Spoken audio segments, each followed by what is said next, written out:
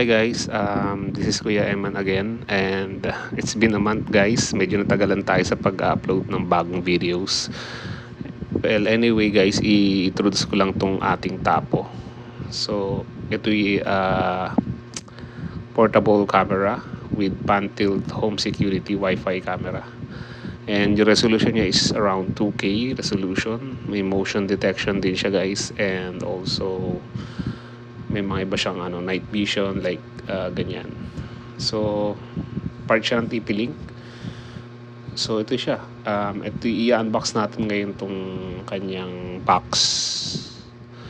para makita natin din. And then may mga features din siya na bago, unlike dun sa mga iba nating camera is nasa 1080p lang. Ito, ang resolution nito is 2K resolution. So ito yung mga other features niya guys, makikita nyo naman dito. So yung mga additional din siyang kayang gawin unlike dun sa mga una nating camera. So ayan, meron din siyang cloud, same as nung dati. So meron din siyang motion detection, night vision, saka ayan, yung mga storage niya ganun din, micro pa rin. So ayan, so ayan nga, meron din siyang 512GB storage. Kaya niya mag-store up to 512, and then ayan, meron din siyang field of view which is 360 degree range. Kaya niyang umikot ng ganun. And then two-way audio din siya. Pwede rin maririnig nyo din siya, and at the same time meron din siyang mic, built-in microphone.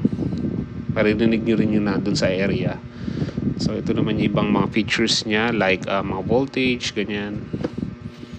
So yun lang guys, start na tayo. So yan, i-unbox na natin siya. Yan, tanggalin na natin siya. So para makita natin yung kanyang yung actual image or device niya. So yan, so meron siyang user manual, makikita nyo. Sticker para sa drill. Yan, and then yung manual niya. So yun nga, if nalilito tayo, pwede natin gamitin to. I-scan na lang natin siya, and then yun lang. Tapos ito yung device niya guys. Ito yung actual na itsura niya. So ang model nito guys is Tapo C210. Yan. Yung gantong klase ng setup na gagawin natin guys is gagana din to sa ibang camera ng Tapo. So hindi naman natin kailangan per camera yung setup. So gagana din siya sa kahit saang camera.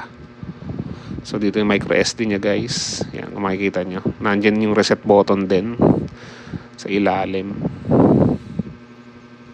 So ayan, ito naman yung adapter niya. Yan, makikita nyo guys, yan yung adapter niya. Yung adapter niya is 9 volts ang output. Yan, 0.6 amperes. And then input niya is kaya niya rin sa 100 hanggang 240 volts. So ayan, yung ito naman yung pwede natin siyang i-tox or ikabit sa wall. Pwede rin siyang nakaganyan, nakatayo.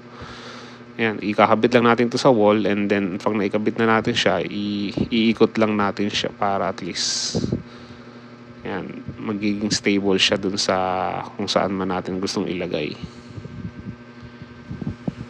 So ayan, iikot nyo lang siya. But first, i-install muna natin siya sa wall, yung bracket. So ayan, pwedeng pa ganito sa wall or sa ceiling, pwede siya. Ayan, ganun din, iikot mo lang din pagtatanggalin mo siya. So ayun lang guys.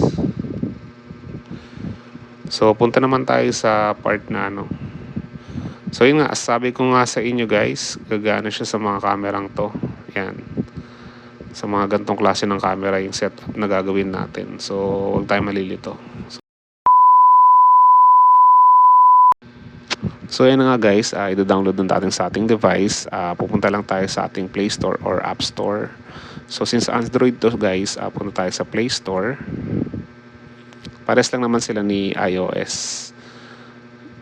Need lang talagang i-download is yung same application lang din. So punta tayo sa search and then type natin is Tapo. Makikita nyo naman yung icon niya is parehas dun sa kailangan natin. Yan. So, ganyan yung icon nyo guys and then i-install na natin siya. Pagkatapos natin i-install, yan, skip lang natin siya, install lang natin. So, hintayin lang natin matapos yung download niya. Medyo matagal lang. So, anyway guys, re-request lang sana ako, please subscribe ang ating channel for another video rin na sa mga susunod. And then, yan guys, natapos na siya. Punta na tayo dun sa mismong application, which is ito nga, yung Tapo app. So, ganun lang naman din kadali siya. User-friendly lang siya. So, yan, click lang natin siya and then pag nag-run na, doon sa mga wala pang account sa Tapo, pwede naman tayong mag-create. So, yan, i-check lang natin. Continue. So, create TP-Link ID since bago pa lang tayo. Create account and then Philippines. Tas yung email na ginagamit nyo, kung Gmail or ibang email, pwede rin naman. Pero mas prepared kasi is Gmail. And then next lang. Tapos set kayo ng password guys. Yan. So tandaan nyo lang yung password na ilalagay nyo para at least hindi na kayo mag-forgot password or mag-reset. Yan. So i-retype nyo lang siya after nung yung i-type uli. Tapos punta naman kayo sa email nyo guys, magkakaroon ng activation. So yan yung sample na-receive ko sa email ko and then activate. So yan, ilalagin nyo lang uli yung after nyo mag-login. Yan, ito na yung main interface nya, add device lang kayo. Yan. So hanapin nyo lang yung camera nyo. I-type nyo lang yung model. Makikita nyo siya sa box guys kung anong model nung device nyo. Yan. So ayan guys, makikita natin guys sa ilalim yung mga camera na available para doon sa tinatype natin. So sabi ko nga kanina, gagana siya sa kahit anong camera na TP-Link Tapo. So yan, check na lang muna natin guys kung nagbiblink yung kanyang LED ng red and green. So since yung sa akin ganito yung lumabas, parehas sila nung nakalagay sa cellphone. So click next na lang natin pag ganun. So next na lang natin, then enable din natin yung location. So while using this app, and then next lang din uli. Then after nito, mag-i-scan siya doon sa available device na makikita niya. So yun, nakita na kagad yung camera natin. Then yun lang, enable lang natin. Then after nun, papasok tayo sa device, which is itong device na to, ito yung camera natin, nako-connect naman sa wifi natin. So ngayon naman, yan, ito yung configuration ng camera. So hanapin lang natin. So ito yung aking wifi, and then ilalagay ko yung password ng wifi natin na available. So yun, lalagay natin yung wifi natin sa bahay kung anong password nya. So after nyan, ina-next lang natin, nakuha ko na yung password ng wifi. Yan. So kukonect naman siya sa ating from camera papunta sa ating wifi. So magtataka kayo guys, parang bibitaw yung wifi nya. So balik tayo sa sa wifi natin sa mismong bahay or main wifi. So since nagsiset up na siya, kumokonek na yung camera papunta doon sa wifi natin sa bahay. So ayan, na-detect na niya. So baguhin na lang natin yung pangalan ng device. Kunyari bahay, pwede naman to kahit anong ilagay natin, at least yan, bahay ko, kahit ano pwede natin ilagay dyan. So yan, next lang natin, and then saan ba yung location niya, ganyan. Pwede rin customize din ilagay natin. Meron din mga naka-ready na pwede natin ilagay. And then yung icon, ito yung lalabas dun sa kanya pagka i-display na natin siya. Kasi pwede tayo mag-add ng camera eh. Same lang din ng gantong style once na nakagawa na tayo ng account. So guys, wag niyong kakalimutan yung account nyo dito sa Tapo, kasi pag magdadagdag kayo ng camera, yun lang din yun. Tapos sounds good, mukhang okay na. So yun, ganun lang kasimple guys. Tapos ito, lalabas to, pwede na nating i-dismiss naman, or pwede tayo mag-subscribe sa cloud base nya, pero trial version lang yun. Kung gusto natin mag-avail, may bayad yun. So for now, i-dismiss muna natin siya. Yan, so got it lang. Maybe later, pwede rin. Okay lang. So yan, lumabas na siya guys, yung icon, yung pangalan. Yan, so ganun lang. Pag click natin sa kanya, then next, cancel lang muna natin yung updates. So yan guys, nakakonect na siya. So ganun lang, pwede natin i-set dito yung mga resolution. Pero syempre, kung malakas naman internet natin, pwedeng 2K resolution naman ilagay. So ayan, pwede rin natin siyang kontrolin guys. Meron din siyang pan and tilt, left, right, up, down. Pwede yan. Meron din siyang mga PDZ camera, yung mga nakikita natin. Meron din siyang audio, video, audio tsaka speaker and mic. So kunyari guys, nakalimutan naman natin lagyan na siya ng SD card, pwede rin naman natin ilagay na, or wala pa tayong SD card available, since yan, pwede natin kabit yan dito sa baba. Ayan, so yun na, tabi siya ng reset button sa ilalim. And then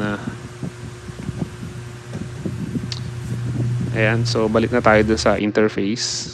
Ayan, so na-detect niya may micro SD na siya na nasa loob. So yan, pwede natin siyang i-set up na. Click lang natin yan. So yan, nag-initialize na yung SD card. So yung SD card niya hanggang 512 GB kaya niya. So yung ginamit ko dito is SDHC. Pwede rin XDXC. So yan, after nyan, makikita na natin siya. Since motion detection siya, pag may gumalaw lang, magre-record siya. Try natin ngayon guys. So yan, ito lang yung mga settings niya, ganyan. Pwede natin baguhin yung recording niya. Storage, pwede natin i-format uli. Kunyari, gusto natin i-format yung micro SD niya. Pero guys, yung pag-record naman niya is continuous naman siya, which is yung last part na nagre-record sa kanya, i-overwrite lang. Kahit hindi na natin siya i-format, hindi naman siya mapupuno eh. Mapupuno siya, pero yun nga, yung last part lang ang buburahin niya. So halimbawa, mga 3 months, ganun. Depende sa size ng memory card niyo eh. So ayan, yan, since wala siyang nakikita, kasi wala siyang motion na nakikita ngayon, gagawa tayo ng motion detection. Yung ganong klase ng technology is para makatipid sa storage, para mas humaba yung recording time niya. So ayan guys, gagawa tayo ng motion para mag-record siya sa SD card. So yan, after nating gumawa ng motion, i-check natin siya kung nag-record na siya.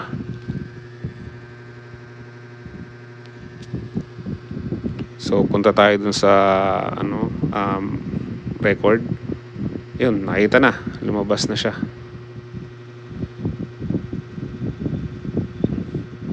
Ayun yung ginawa ko kanina. So nag-record siya. Pero kapag wala siyang nadidetect kasi na motion, hindi siya magre-record.